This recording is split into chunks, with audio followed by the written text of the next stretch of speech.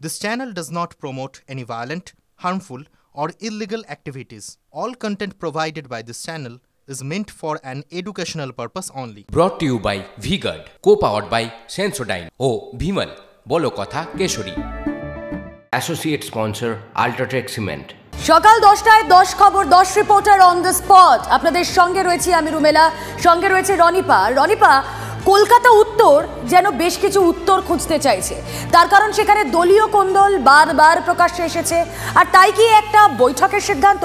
দেখুন, কলকাতা উত্তরে শাসক দলের অভ্যন্তরে ডামাডোল অজানা নয়, অস্বস্তি বুঝেই আজ দুপুরে শহরে দলের পরিস্থিতি বুঝতে দলীয় কাউন্সিলরদের নিয়ে উচ্চ পর্যায়ের বৈঠকে বসছে শাসক দল।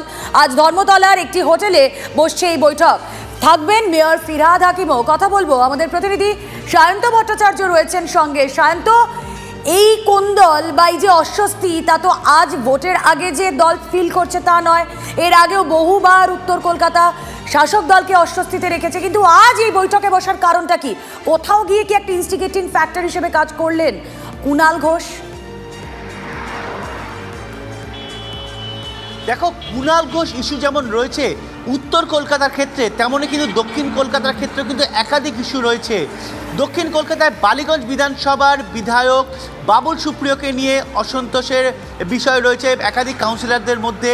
আবার কুণাল ঘোষ ইস্যু নিয়ে উত্তর কলকাতায় ডামাডোলের পরিস্থিতি তৈরি হয়ে রয়েছে। সব মিলিয়ে শাসক দল কিন্তু কলকাতা দক্ষিণ, কলকাতা উত্তর, যাদবপুর, এমন কি ডায়মন্ড হারবার, এই 4টি লোকসভা কেন্দ্র, যার মধ্যে 144টি ওয়ার্ড বিস্তৃত, সেই সবকটি ওয়ার্ডের তৃণমূল কাউন্সিলরদের নিয়ে কিন্তু বৈঠক, এই গুরুত্বপূর্ণ বৈঠকে বসতে চলেছে। কারণ বিশেষ বার্তা দেওয়া। কি বার্তা দেওয়া? গত লোকসভা নির্বাচনে এই কোন্দলেই পড়ে কিন্তু 50টি ওয়ার্ডে তৃণমূল বিজেপির তুলনায় পিছিয়ে ছিল। এবার সেই পুনরাবৃত্তি হোক, সেটা চাইছে না রাজ্যের শাসক দল। এমনকি যে কোন্দলের পরিস্থিতি কলকাতা উত্তরের লোকসভা কেন্দ্রের অন্তরে তৈরি হয়েছে, সেই একই কারণে যাতে এই লোকসভা কেন্দ্রটি তৃণমূল হারাতে না হয়, সেই বিষয়টি কলকাতা উত্তরে বিশেষ করে নজর তো দেওয়া হচ্ছে। ঠিক কোন কোন পয়েন্টগুলোকে অ্যাড্রেস করা হবে? দেখো সায়ন্ত, আমরা দেখেছি সাম্প্রতিক অতীতে তাপস রায় তিনি দল ছেড়ে বেরিয়ে গিয়েছেন। কোথাও কি উত্তর কলকাতায় সমর্থকদের, কর্মী সমর্থকদের মন বোঝার চেষ্টাটাও কি আজ করা হবে এই বৈঠকে? একদমই। দেখো, কর্মী সমর্থকদের মন বোঝা কিন্তু কাউন্সিলরদের মাধ্যমেই বোঝার চেষ্টা করবে তৃণমূল নেতৃত্ব। তাপস রায় কলকাতা উত্তরের বিজেপি প্রার্থী হওয়ায় কিন্তু একটা বড়সড় চ্যালেঞ্জের মুখে দাঁড়িয়েছে এই বিদায়ী সাংসদ সুদীপ বন্দ্যোপাধ্যায়। তা কিন্তু নিঃসন্দেহে বলা চলে, সেটা কিন্তু ফিল করছে তৃণমূল নেতৃত্ব। আর সেই কারণে কলকাতা উত্তরের কাউন্সিলরদের বার্তা দিতে চায়, কোনো রকম কোন্দল নয়, কোনো রকম দ্বন্দ্ব নয়, কে কার ঘনিষ্ঠ সেটা এখানে দেখা চলবে না। মমতা বন্দ্যোপাধ্যায় এই লোকসভা নির্বাচনের প্রার্থী, এটা ভেবেই, সুদীপ ব্যানার্জি না, মমতা বন্দ্যোপাধ্যায়ের প্রার্থী, এটা ভেবেই যেন প্রত্যেকের নির্বাচনে তার পুরোটা দেয়, সেই বার্তাই কিন্তু আজ এই বৈঠক থেকে দেওয়া হবে বলে তৃণমূল সূত্রের খবর।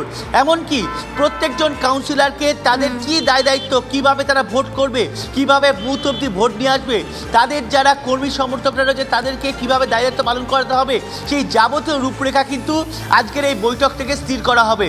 অর্থাৎ তৃণমূল সূত্রের খবর, কলকাতা উত্তর যাতে কোনোভাবে না হারাতে হয়, কলকাতা দক্ষিণ যা কিন্তু বিজেপি যেন তেন প্রকারেণ লোকসভা নির্বাচনে কলকাতা উত্তর থেকে একটা সদুত্তর পেতে চাইছে তৃণমূল শিবির, তা অন্ততপক্ষে স্পষ্ট। বৈঠকের নির্দেশ তোমার থেকে নিতে থাকবো আপাতত। ধন্যবাদ সায়ন্ত।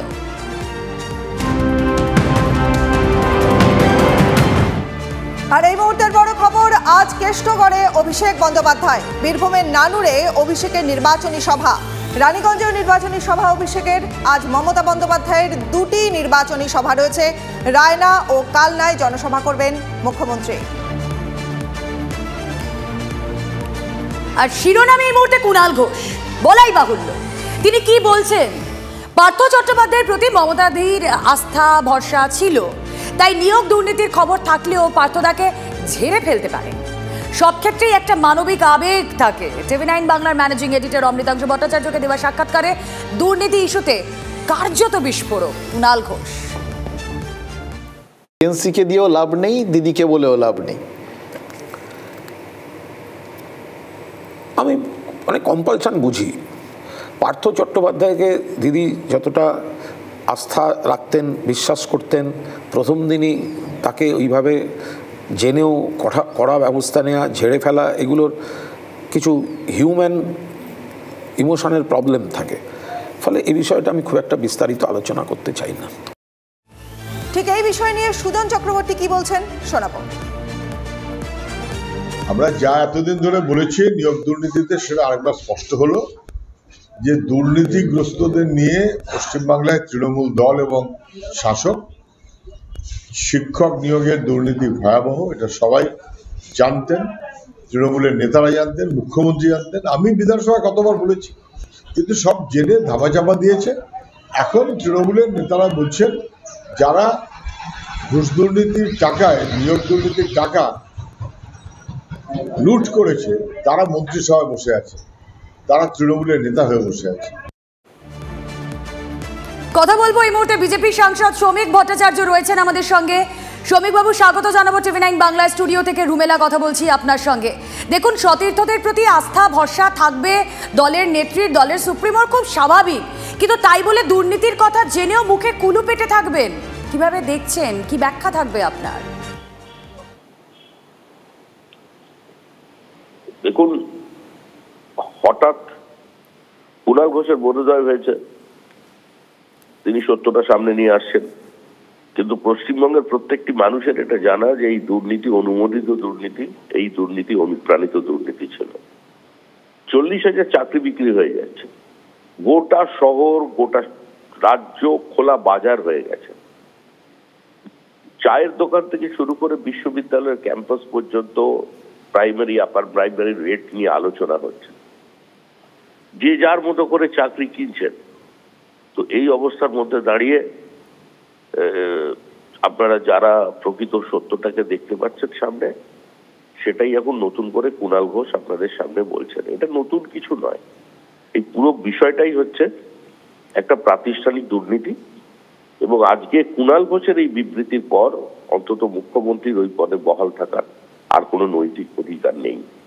হয় মুখ্যমন্ত্রী বিবৃতি দিন, বলুন যে গত 3 বছর ধরে কুণাল ঘোষ বিভিন্ন টিভি চ্যানেল থেকে শুরু করে দলের মুখপাত্র হয়ে, দলের সাধারণ সম্পাদক হয়ে মানুষের সামনে যা বলেছেন সেটা সম্পূর্ণই মিথ্যা, তার সঙ্গে দূর দূর পর্যন্ত এই দলের কোনো সম্পর্ক নেই। কিন্তু আজ কুণাল ঘোষ যেটা বলছেন সেই সত্যটা তো সত্যই। সত্য সাময়িক প্রতারিত হতে পারে, কিন্তু পরাজিত তো হয় না, আর সত্যের সঙ্গে সত্যের কোনো বিরোধ থাকে না। খুব স্বাভাবিকভাবেই আজকে এই পরিস্থিতি আমাদের সামনে এসেছে। এই সরকারটা 2026 পর্যন্ত চলবে না, নতুন সরকার এসেই অবস্থার পরিবর্তন করবে। একটা আপাদমস্তক দুর্নীতির সঙ্গে সম্পৃক্ত হয়ে যাওয়া রাজনৈতিক দল যদি কোনো রাজ্যে ক্ষমতায় থাকে, যেখানে প্রকাশ্যে সরকারি চাকরি বিক্রি হয়ে যায়, আর এটা তো শুধু স্কুলের চাকরি বিক্রি হয়নি, শুধুমাত্র উনি আজকে পার্থ চট্টোপাধ্যায়ের কথা বলছেন কেন? মাছ খায় যে সব পাখিতে মাছ রাঙাটাই কলঙ্কি নেই, শুধু পার্থ চ্যাটার্জি। দমকলে কি হয়েছে, পরিবেশ দপ্তরে কি হয়েছে, বন দপ্তরে কি হয়েছে, খাদ্যে কত চাকরি বিক্রি হয়েছে, মুখ্যমন্ত্রী যে নিজের ডিপার্টমেন্ট আছে CMO, সেখানে গ্রুপ ডি পদে কি হয়েছে, মাদ্রাসা শিক্ষকের ক্ষেত্রে কি হয়েছে, পুলিশে কি হয়েছে, নার্সের চাকরিতে কি হয়েছে, এমনকি WBCS এ কি হয়েছে, সেটাও কিন্তু প্রত্যেকের জানা। সুতরাং এই অবস্থার মধ্যে থেকে আমাদের বেরিয়ে আসতে হবে, এই অবস্থার বাইরে এসেই আমাদের চিন্তা ভাবনা করতে হবে। অনেক ধন্যবাদ। আমরা কথা বলছিলাম, বিজেপি সাংসদ শ্রমিক ভট্টাচার্য ছিলেন আমাদের সঙ্গে। Brought to you by V Guard, co powered by Sensodyne ও ভিমল, বলো কথা কেশরী। Associate sponsor UltraTech cement.